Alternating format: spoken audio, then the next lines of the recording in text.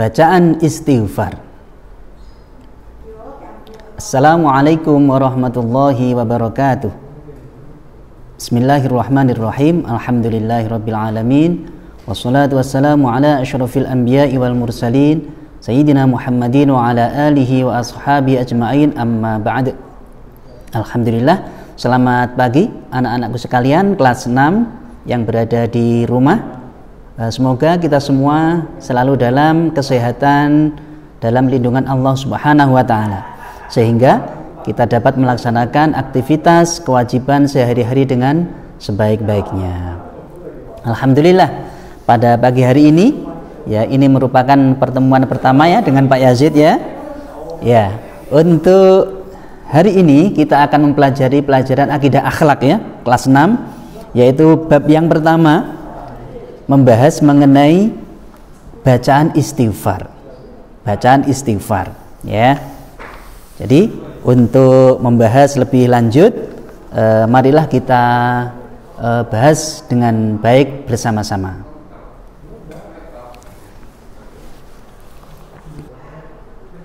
Baik anak-anakku sekalian, kita bahas ya bacaan istighfar. Namun sebelum kita masuk pada materi, perlu kalian lihat di situ ada tujuan pembelajaran ya.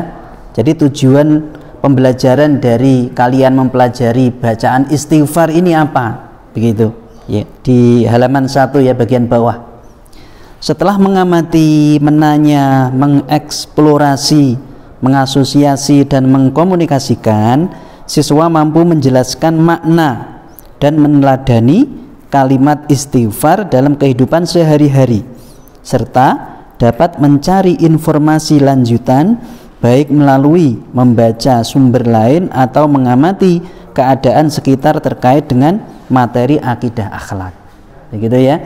Jadi nanti diharapkan setelah penjelasan bab ini, begitu ya, setelah kalian mengamati bab ini, mempelajari dengan seksama ini, kalian diharapkan mampu menjelaskan makna dari istighfar ini, meneladani dari istighfar ini, dan mengaplikasikan dalam kehidupan sehari-hari. Begitu ya. Ya, bacaan istighfar. Bab kita yang pertama.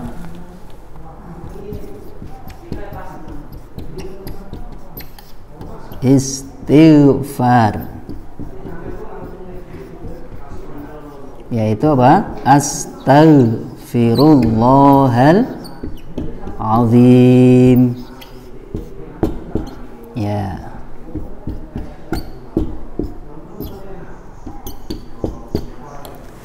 Baik.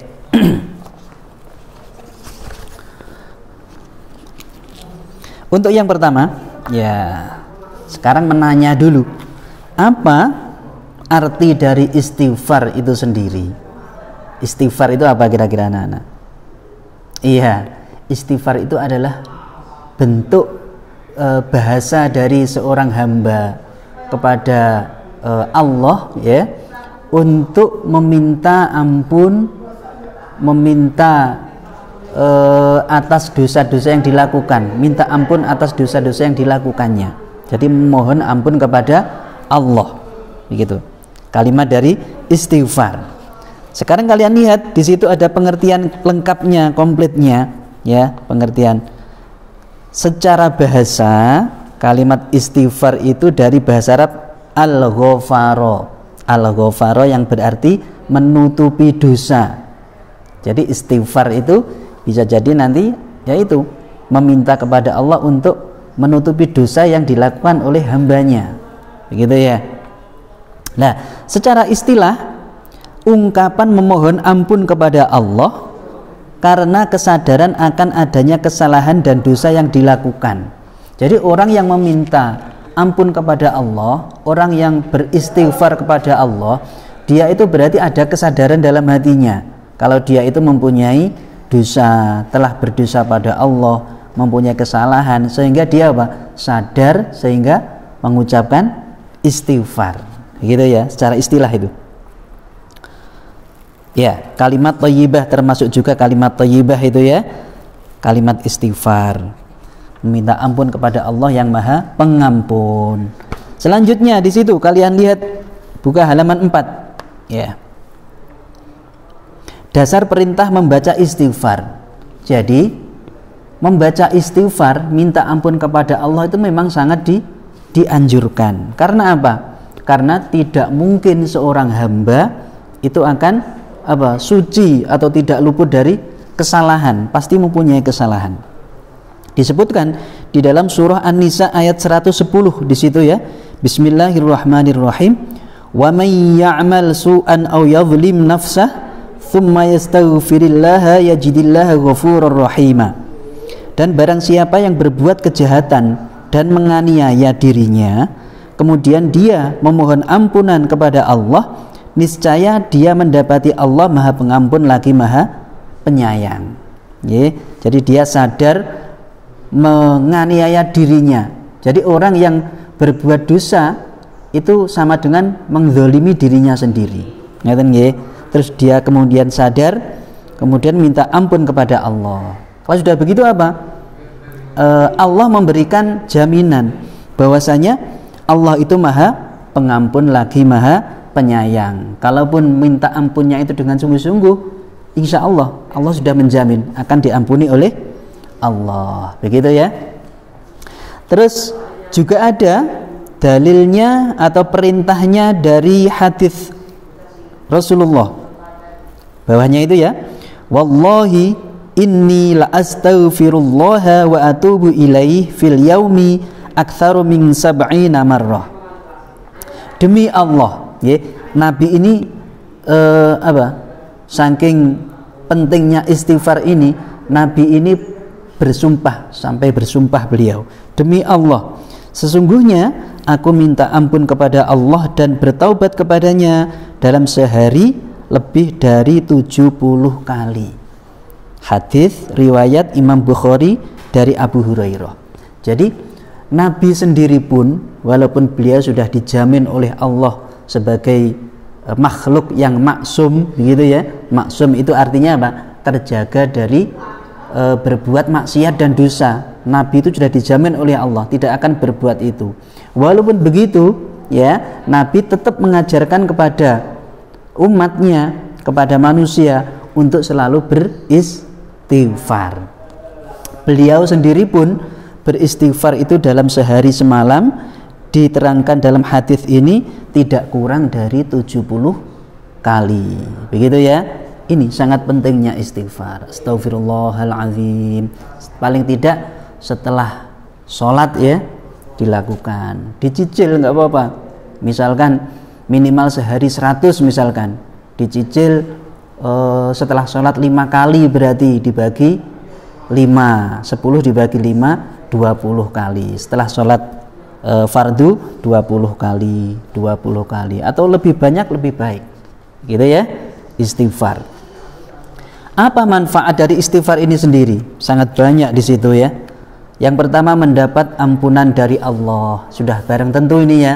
Karena tadi di dalam dalilnya Allah sudah menjamin sendiri kalau Allah itu Maha Pengampun lagi Maha Penyayang kepada hambanya yang mau untuk beristighfar. Yang kedua, melapangkan rezeki dan menambah keberkahan. Jadi seseorang yang sering atau mendawamkan atau mewiridkan istighfar itu insya Allah akan dilapangkan rezekinya dan menambah keberkahan rezeki yang diberikan tadi menjadi berkah. Berkah itu bagaimana maksudnya? Berkah itu ya cukup dipakai, itu cukup, tidak kurang. Walaupun sedikit, misalkan mendapatkan rezeki yang sedikit, kalaupun barokah, kalaupun berkah, maka itu akan cukup begitu. Sebaliknya, kalaupun rezeki itu walaupun banyak sekali, kalau tidak ada keberkahan di dalamnya, akan tetap merasa kurang. Bahkan yang apa? Mungkin yang sering terjadi apa? Harta yang didapatkan dengan yang tidak semestinya, misalkan banyak sekali, tahu-tahu apa? Langsung hilang, begitu ya, langsung habis. Itu namanya apa? Tidak berkah. Diterangkan di situ, Rasulullah bersabda, barang siapa yang melazimkan dirinya selalu beristighfar kepada Allah, maka Allah memudahkan saat sulit, gembirakan saat sedih, dan Allah memberi rizki dari jalan yang tidak pernah diduga. Jadi rizkinya itu apa? Kalau dalam istilah Arabnya min haitsu la yahtasib. Jadi tidak terkira, tidak terkira. Tidak harus bekerja. Kalau bekerja kan otomatis mendapatkan upah. Ini tidak. Sebetulnya tidak kelihatan bekerja, tapi rizkinya tetap ada, datang dan mengalir. Itu namanya apa? Tidak disangka-sangka, min haitsu la yahtasib. Yang ketiga, mendatangkan rahmat Allah, beristighfar kepada Allah, kemudian menyertakan dengan amal, dan amal merupakan sebab mendatangkan rahmat Allah. Gitu ya. Jadi mendapatkan rahmat Allah. Rahmat itu berarti ya kasih sayang Allah akan diberikan kepada seseorang yang selalu mengucapkan istighfar. Yang keempat, menghilangkan azab, siksaan ya, menghilangkan azab atau siksaan. Disebutkan dalam surah Al-Anfal ayat 33 di situ. Di situ ya disebutkan, coba kita baca. Istighfar adalah salah satu faktor penting hilangnya azab. Sebagaimana firman Allah, Allah tidak akan menghukum mereka selama engkau Muhammad berada di antara mereka, dan tidaklah pula Allah akan menghukum mereka sedang mereka masih memohon ampunan. Selama suatu kaum itu masih ada yang memohon ampunan pada Allah, masih ada yang beristighfar kepada Allah, maka insya Allah Allah tidak akan menurunkan azab pada kaum tersebut di daerah tersebut. Ini salah satu manfaat istighfar. Selanjutnya yang kelima, manfaatnya lagi menjadi sebab terkabulnya doa seorang hamba. Jadi istighfar itu akan lebih baik dibaca saat berdoa. Gitu. Jadi misalkan sebelum berdoa, Astaghfirullahaladzim, Astaghfirullahaladzim, baru mengucapkan doanya, apa yang diminta. Karena itu akan apa? Menjadi terkabulnya permohonan kita, gitu ya. Itu manfaat dari melafalkan istighfar. Di situ ada cerita juga ya. Di situ ada ceritanya istighfar dan terkabulnya doa Nabi Yunus, maaf. Ya, ini ya. Ini ceritanya apa? Kalian lebih lengkapnya nanti kalian baca sendiri ya. Ini intinya kan itu Nabi Yunus dimakan oleh ikan ya, di dalam perut ikan beliau itu membaca istighfar kepada Allah, minta ampun kepada Allah atas semua dosa sehingga dikabulkan dan bisa keluar lagi. Begitu ya, intinya itu. Lebih lengkapnya silahkan kalian baca sendiri, gitu ya. Ya, untuk selanjutnya insya Allah kita teruskan besok ya, membiasakan lafaz istighfar, hikmahnya dan lain sebagainya. Tuh. Nanti untuk lebih lengkapnya silahkan kalian baca sendiri ya materi kita hari ini. Kalian baca lagi walaupun sudah diterangkan Pak Yazid, tetap kalian baca sendiri, begitu ya. Terus terakhir untuk tugas kalian ya hari ini, setelah nanti mempelajari, untuk tugasnya silahkan kalian buat di buku tugas kalian. Jadi buku tugasnya nanti dibuat satu saja, satu buku. Semua pelajaran masuk di situ gitu. Nanti biar enak ngoreksinya kelas 6. Nanti tugasnya silahkan kalian membuat kaligrafi yang tulisannya ini Astaghfirullahaladzim, kaligrafi ya. Jadi kecil saja di buku tulis saja, diwarnai boleh dengan sebaik-baiknya, gitu ya. Ya, sekian dari Pak Yazid. Semoga apa yang kita pelajari hari ini dapat difahami semuanya. Amin ya rabbal alamin. Terima kasih. Tetap sehat bersama keluarga di rumah.